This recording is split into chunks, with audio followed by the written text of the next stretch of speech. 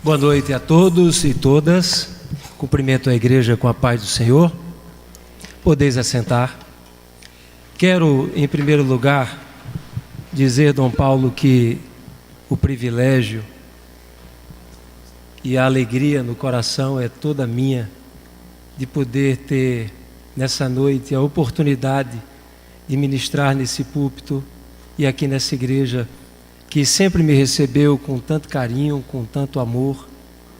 Essa igreja que tem sido tão relevante nessa cidade, nesse estado, por que não dizer no país, e sobretudo na vida de todos nós. Quero poder louvar a Deus pela vida do Senhor e por tudo quanto o Senhor tem feito pela minha vida. Gostaria de pedir à igreja que nesse momento curvasse sua cabeça,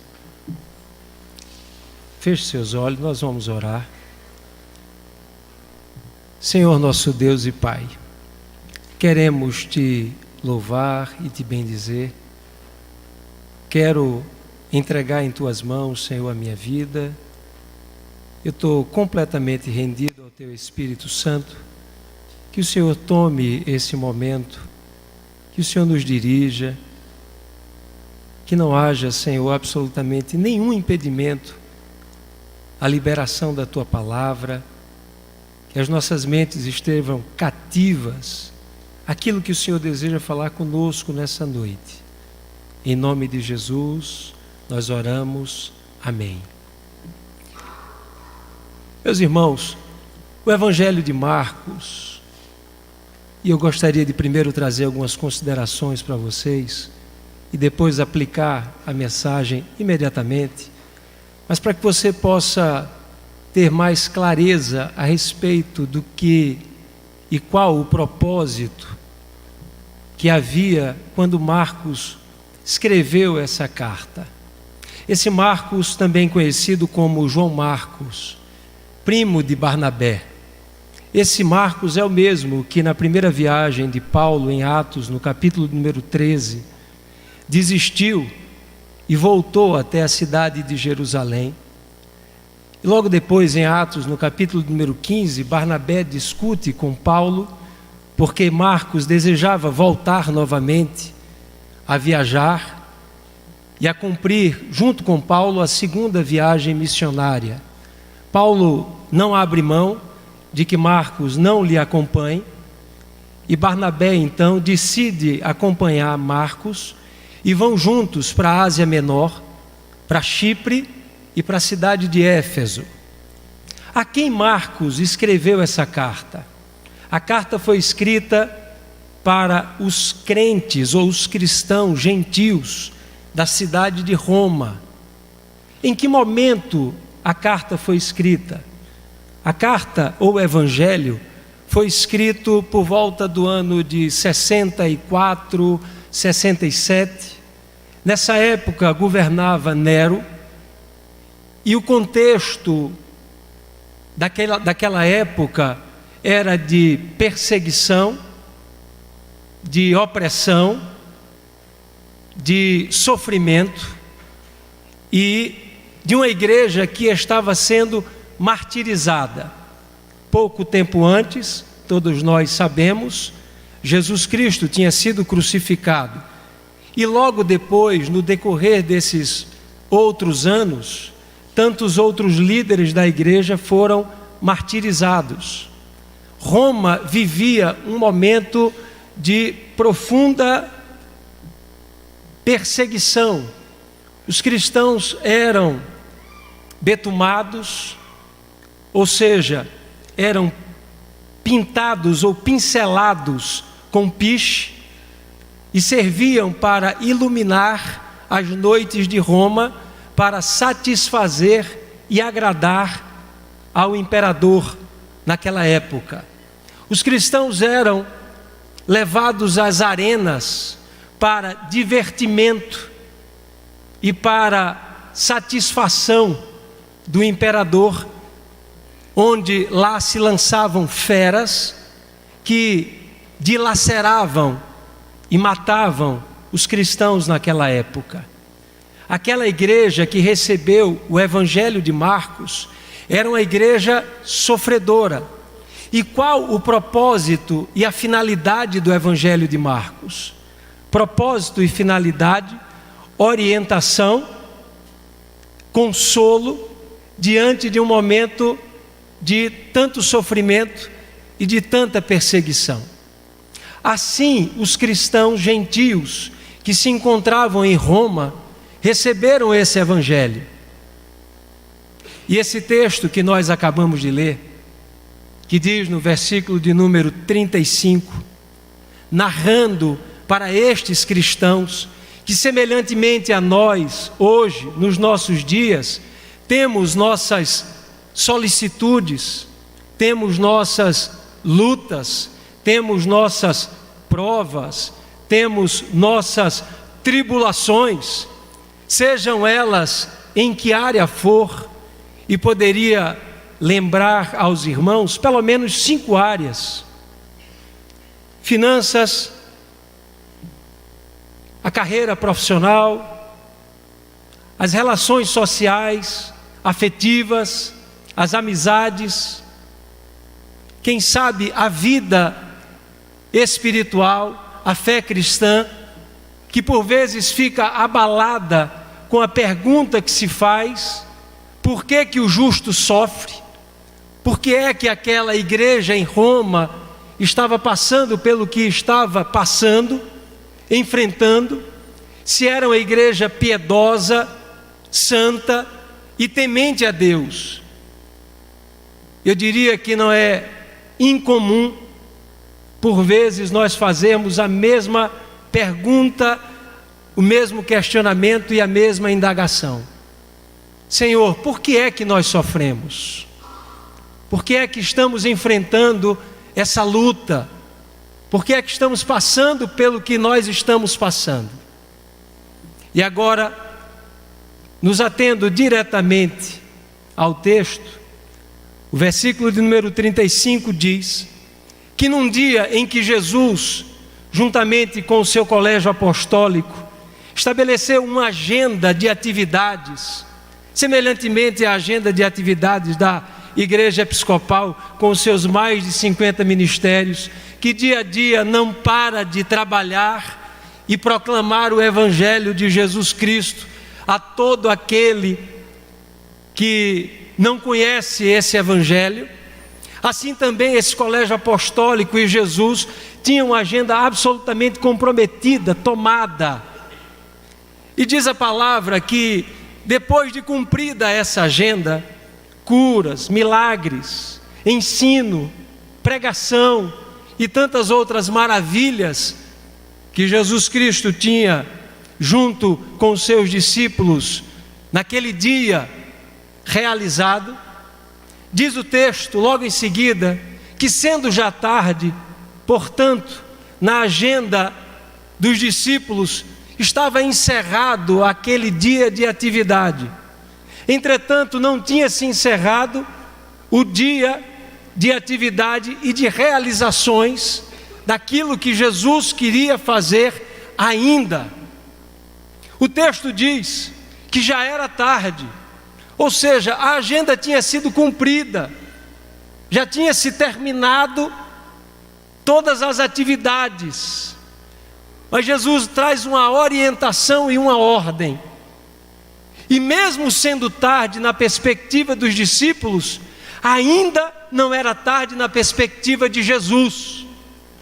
Talvez exista aqui no nosso meio hoje pessoas que passaram por essas portas e que vieram dizendo: Senhor, já não aguento mais, já não suporto, a dor é tão grande, o sofrimento, Senhor, as lágrimas não me faltam aos olhos, o travesseiro já está encharcado.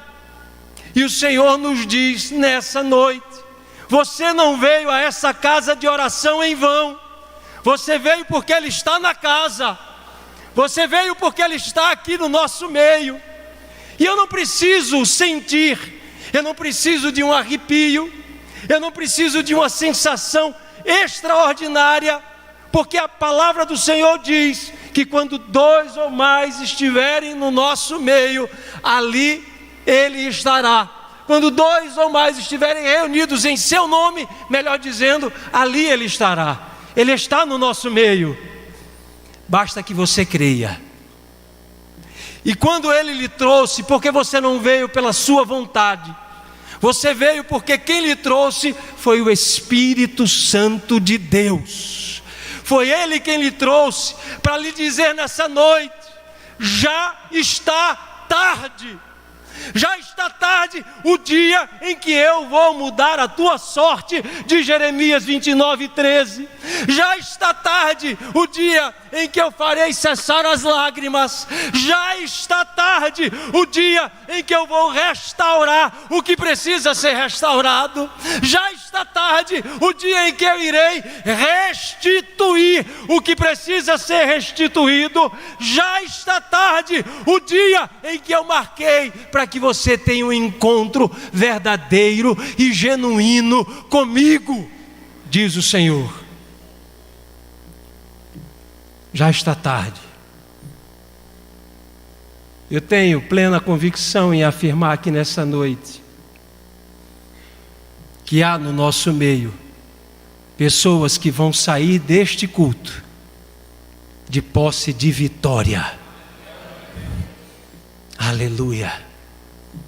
Entretanto, a agenda dos discípulos havia se encerrado, a de Jesus não. E Ele dá uma ordem, dizendo: disse-lhe Jesus, o versículo 35, passemos para o outro lado da margem. Já era tarde, iriam enfrentar uma travessia, e diga-se, travessia absolutamente comum, sobretudo a uma grande maioria daqueles discípulos. Se não vejamos, eram pescadores, os irmãos Simão, Pedro e André, assim também João e Tiago, e quem sabe outros. Portanto, conheciam bem aquele mar da Galileia. Entretanto, já ao cair do dia e tarde, Jesus lhes dá essa ordem, porque o plano que Deus tem para a vida, para as nossas vidas, Ele não muda, Ele não se altera. Nós podemos até tomar um caminho paralelo, podemos até fazer como fez Sara, no capítulo 16 de Gênesis, quando ofereceu Agar a Abrão, naquele momento ainda Abrão, pai elevado, um caminho paralelo. Mas Deus tem um plano e um caminho certo para a sua vida. Havia um propósito em Jesus naquele momento dizer: passemos para a outra margem. Diz o texto que eles, os discípulos, despedindo as multidões, tomaram o barco em que estavam e outros barcos que os seguiam e foram então em direção à outra margem.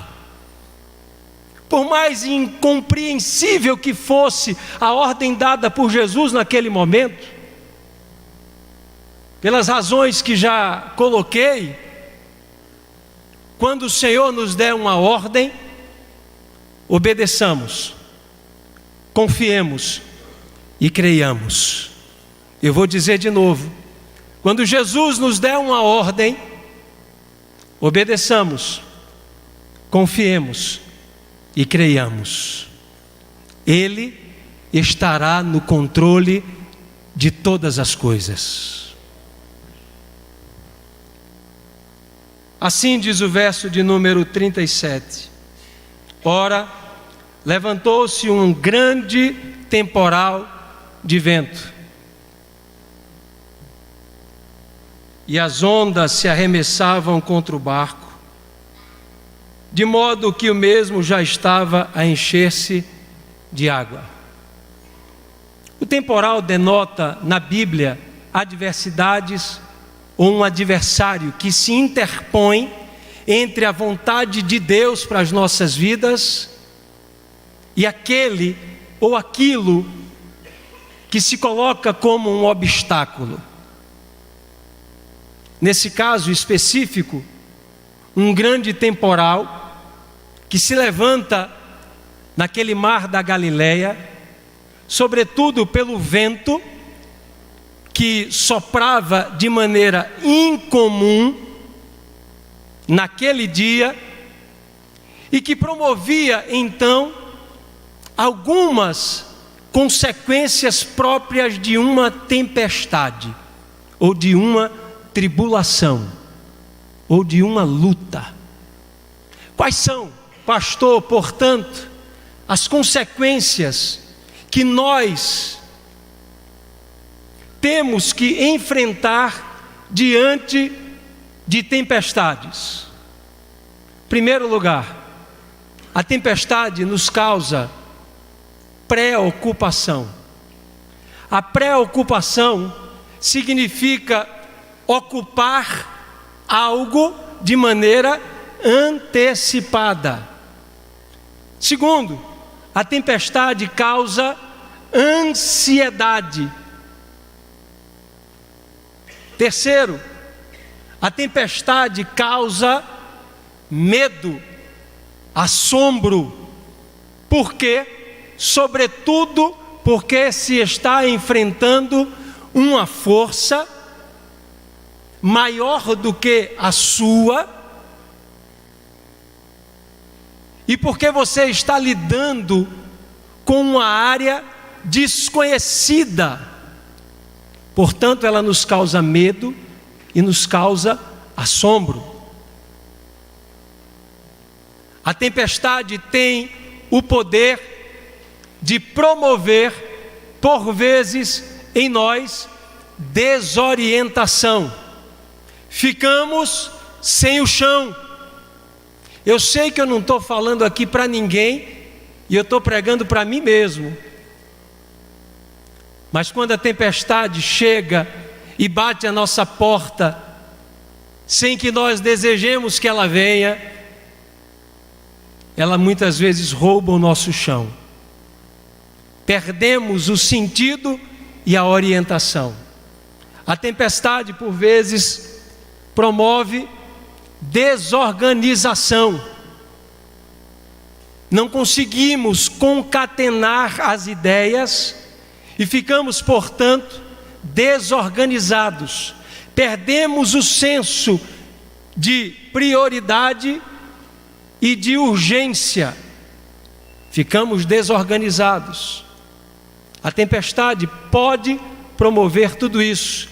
A tempestade pode promover a ausência de paz. E de maneira antagônica à paz, a tempestade promove angústia e aflições. A tempestade tem o poder de promover em nós determinadas mentiras. E eu gostaria de poder elencá-las, talvez existam tantas outras, para desmistificá-las aqui. Primeira mentira que o diabo promove e gera nas nossas mentes e corações é de que apenas nós, ou utilizando o pronome, o primeiro pronome no singular, apenas eu estou passando e enfrentando problemas. E aí, Dom Paulo, me permita contar uma breve história. Do dia 24 a 26 de janeiro desse ano, foi realizado pela igreja o ENAC, que é o Encontro Nacional dos Bispos, Pastores, Presbíteros.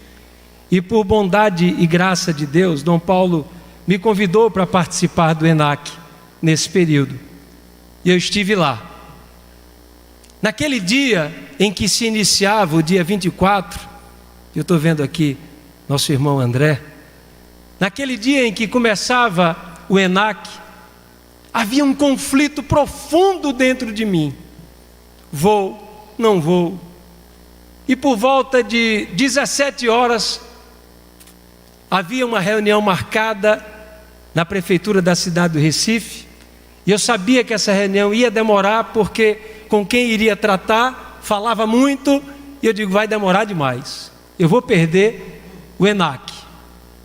Enfim, por volta de 20h30, o ENAC já começado, eu chego lá em Aldeia.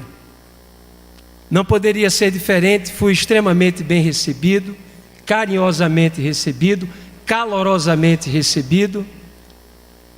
E naquele momento eu tomei um susto, porque eu via tantos beijos, tantos abraços, tanto afeto, tanto amor de Cristo. E eu disse, eu estou no lugar errado, porque só quem tem problema aqui sou eu. Só quem tem problema sou eu, estou no lugar errado. E saí de lá, Dom Paulo, abalado. Digo, meu Deus, todos esses irmãos estão no céu, só quem está na prova sou eu. Entretanto, tem o outro dia. E quando chegou o segundo dia, sexta-feira, houve um momento em que nós pudemos compartilhar as nossas ansiedades, solicitudes, enfim. E aí fizemos pequenos grupos de 3, 4, 5, talvez um pouco mais, um pouco menos. E aí eu esperei, eu digo, eu vou ser o último a falar, porque se eu for falar aqui, eu vou ficar falando o tempo todo, não vai dar nem chance para os outros. E começou um, eu digo, meu Deus, ele está passando por isso também. E veio o segundo, e com outra luta, e com outra prova. E assim todos que estavam no meu grupo, e eu disse, olha, eu não preciso dizer nada, eu estou passando por tudo que vocês estão passando, multiplicado por algumas vezes mais. Eu quero, com todo respeito, poder demonstrar essa verdade aqui nessa noite. Eu não quero que você se identifique se você tem dor de cabeça, está com a dor no estômago, se tá, nada disso. Se você está passando por um problema que é infinitamente maior do que você pode lidar com ele, você pode levantar a sua mão? Deixa eu ver se tem alguém aqui passando por isso. Levanta assim bem alto, não tenha vergonha não. Agora fica com a mão levantada e dá uma olhada aí em volta de você. Olha, aqui em cima, lá embaixo. Você está olhando? Está vendo? Aqui também tem? Ah, aqui tem muita gente também. Então, Deus encontrou muita gente. Então a primeira mentira do diabo é que não tem só você passando por lutas e por provas. Tem muita gente passando também. Segunda mentira que o diabo nos diz é que a nossa tempestade, ela é a tempestade. É a segunda mentira dele. E por que é uma mentira? É uma mentira porque Deus não coloca nenhuma prova que nós não possamos suportá-la. Eu posso escutar um amém? O que eu estou passando, talvez você não suporte, mas Deus me preparou para poder enfrentar e passar isso com a ajuda dEle. Bendito seja o nome de Jesus. E o que você está passando, para mim pode ser muito pequeno, mas para você é grande. E Deus vai te ajudar a passar também. Mentiras que o diabo lança na nossa mente e no nosso coração. Terceira mentira que o diabo lança na nossa mente e no nosso coração quando estamos passando por tempestades.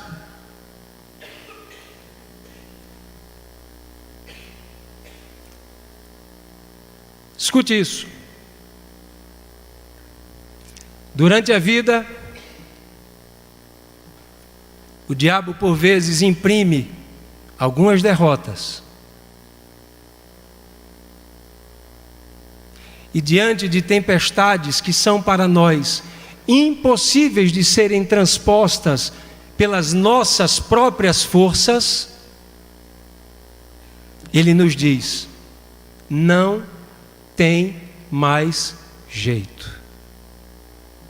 E quando eu cheguei aqui e tive a oportunidade de sentar com Dom Paulo, E você que já sentou com ele, já escutou ele lhe dizer isso. Tem jeito sim. Tem jeito sim. Tem jeito sim. O diabo diz: é o fim. O diabo diz: não há mais absolutamente nenhum fio de esperança. E o Senhor nos diz: ainda que esteja morto, viverá. Quem crê nessa palavra, diga amém. Tem jeito. Agora, se existem consequências e mentiras, o que podemos extrair da tempestade que pode mudar a nossa vida?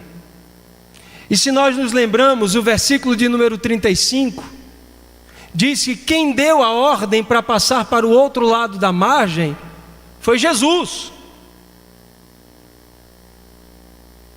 Portanto, ele estava no controle de tudo isso. Nada fugiu ao controle dele. Pode ter fugido ao seu e ao meu, ao dele, não. Primeiro, Romanos capítulo número 5, versículo número 3. Ora, a tribulação produz perseverança, a perseverança produz a experiência, e a experiência produz esperança, e não nos deixa sermos confundidos em nada. Paulo estava dizendo então o seguinte: a tempestade não só promove consequências negativas, mas a tempestade também promove o nosso crescimento e a nossa intimidade com o nosso Deus. É no momento da tribulação, da prova e da tempestade que muitas vezes passamos a orar mais. É exatamente nessas horas que nós estamos mais presentes na igreja. É exatamente nesses momentos que nós dedicamos mais tempo à oração. E bendito seja os joelhos que se dobram, porque o nosso Deus tem resposta para aquele que ora. A palavra do Senhor diz em Mateus, no capítulo número 6, no versículo de número 1: guardai-vos de toda a vossa justiça diante dos homens, porque se a sua justiça é para ser revelada diante dos homens, você já recebeu o seu galardão. E Jesus, na continuação do Sermão do Monte, traz 3 orientações a respeito do culto que era praticado. E ele diz, nos 3 momentos: no momento da caridade e da esmola, versículo número 3 do capítulo 6 de Mateus, e logo depois, se referindo à oração, e um pouco depois da oração do Pai Nosso, por volta do versículo 17 e 18, quando ele trata a respeito do jejum. Portanto, a esmola, a oração e o jejum. E ele diz: hipócritas, vocês fazem isso nas sinagogas e nas ruas. Hipócritas, vocês fazem isso em pé, dentro do templo. Não pensem vocês que vocês vão receber algo da parte de Deus. Mas aquele que oferece a caridade, ou a esmola, ou a oferta, com a sua mão esquerda, não deixe que a sua mão direita tome conhecimento do que você está fazendo, porque certamente o teu Pai que te vê em secreto, Ele te recompensará. E quando você for orar, entre no seu quarto e, fechada a porta, ore em secreto ao teu Pai, porque o teu Pai que está em secreto, Ele te recompensará. E quando jejuares, não faça o jejum para que vejam que há piedade em você, mas quando você jejuar, jejue para a glória de Deus, porque o teu Deus e Pai que te vê em secreto jejuando, Ele te recompensará. A tribulação nos leva mais perto do Senhor. A palavra do Senhor nos diz, em Romanos 8, e versículo de número 18: tenho por certo que o sofrimento do tempo presente não se compara com a glória de Deus que há de ser revelada em nós.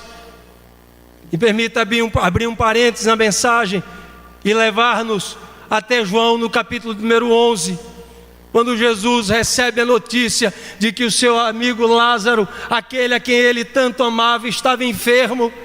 2 dias depois, então Jesus toma conhecimento de que Lázaro está morto. Ao invés de Jesus se dirigir até a cidade de Betânia, Jesus toma o caminho de Jerusalém e Lázaro morre. Mas no verso de número 4, o Senhor diz aos seus discípulos, e aquele que trouxe a notícia: esta enfermidade não é para a morte, mas é para a glória de Deus ser revelada. 3, 4 pessoas disseram aleluia, glória a Deus. A morte não era para... A enfermidade não era para a morte, senão para outra razão: a glória de Deus. Pastor, Lázaro morreu, é verdade. Jesus vai chegando em Betânia. Marta corre em sua direção e, como que tomada de insatisfação, indignação e qualquer outro sentimento semelhante à perda do seu ente querido e do seu irmão, sabendo que Jesus amava, e ele diz nesse texto, do versículo 1 ao versículo 6, 3 vezes Jesus diz: eu amo essa família, eu amo o meu amigo Lázaro, eu amo a eles. Entretanto, Lázaro morreu. A segunda razão, quando nós passamos por provas e tribulações, é porque Deus quer revelar no meio daquela dor e no meio daquele sofrimento a glória dele. Aleluia. Você consegue imaginar o que é a glória de Deus revelada a você? Você consegue imaginar o que significa o descortinar da relação com a pessoa de Jesus, quando ele diz: a minha glória vai ser vista? O Senhor está nos dizendo nessa noite: o que eu e você passamos e enfrentamos é para que a glória de Deus seja revelada a você e para ser revelada a outros que estão em volta de você também. Se você está entendendo, diga amém. Aleluia. Esse sofrimento vai produzir peso. Eu quero escutar você. Peso de glória. Peso de glória. O que é que nós podemos extrair de positivo de uma tempestade? O que o texto diz? O texto diz que Jesus estava no barco e que ele estava tirando água de dentro do barco, amém? Amém não. Amém não. Ele estava no barco dormindo. Escute isso. Ei, olhe para cá. Escute isso. Jesus, na tempestade da sua vida, pode estar silente. Mas em Lucas, no capítulo número 1 e versículo de número 37, diz assim: porque para Deus não haverá impossíveis em todas as suas promessas. Aleluia. Não há impossibilidade para as promessas de Deus. O que é que Deus está nos dizendo a respeito disso?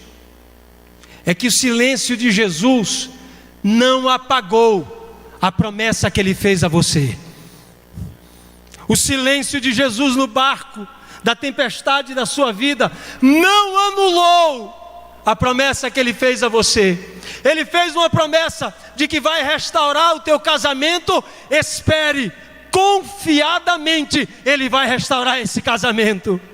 Ele fez uma promessa de que Ele vai salvar o teu filho, o teu esposo, a tua esposa, um parente seu. Espere, confiadamente Ele vai salvar esse ente querido seu. Ele fez uma promessa de que vai restituir o teu nome, a tua credibilidade. Ele vai restituir as tuas finanças. Ele vai restituir algo que foi retirado das suas mãos. Espere, porque Ele vai cumprir a promessa dEle.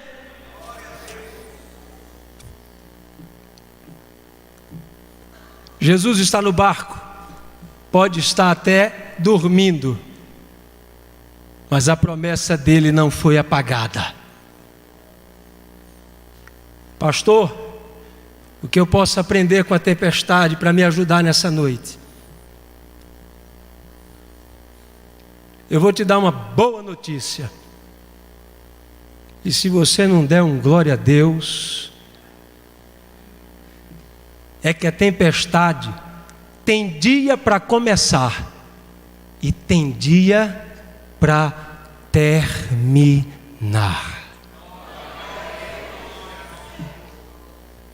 Irmãos, me ajudem a pregar, por favor. Olha, se eu recebesse uma notícia dessa, oh meu Deus, aleluia.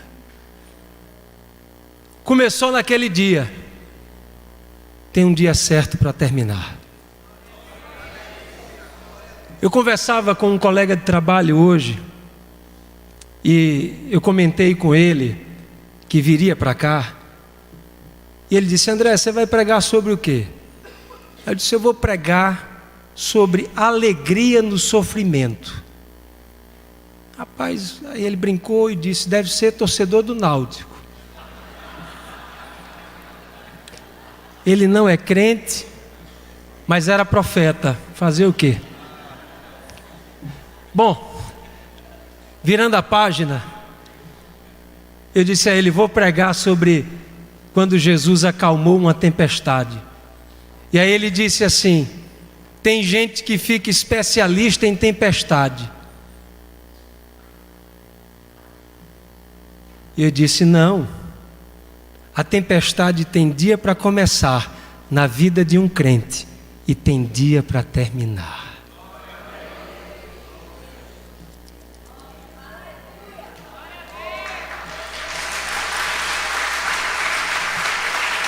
Tem dia para começar e tem o dia de terminar.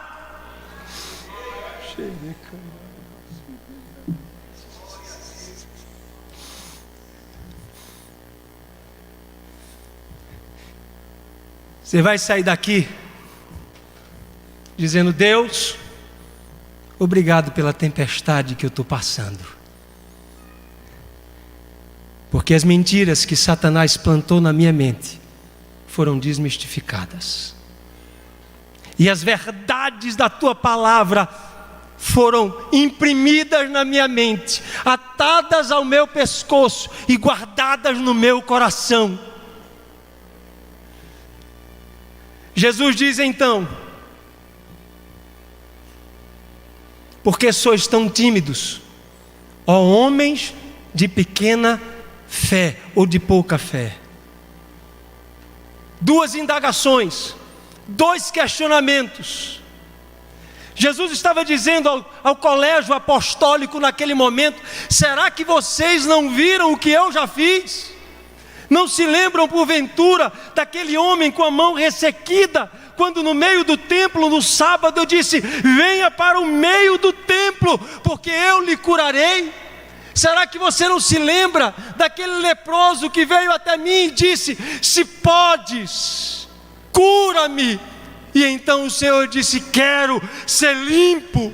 Será que você não se lembra então daqueles amigos, 4 amigos em Cafarnaum, quando me trouxeram aquele coxo paralítico, e que ele entrou pelo eirado da casa, em Marcos no capítulo de número 2, e eu curei aquele paralítico, e ele não voltou mais numa maca, mas ele voltou carregando a esteira nos ombros, porque Jesus o havia curado. Ó homens tímidos e de pouca fé! Sabe o que a tempestade produz? Diz assim: pastor, me diz o que a tempestade produz.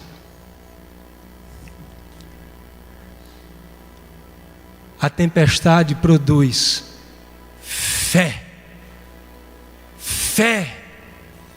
Em Romanos, no capítulo de número 10 e versículo de número 17, a palavra do Senhor diz: a fé vem pelo ouvir, e ouvir a palavra de Deus.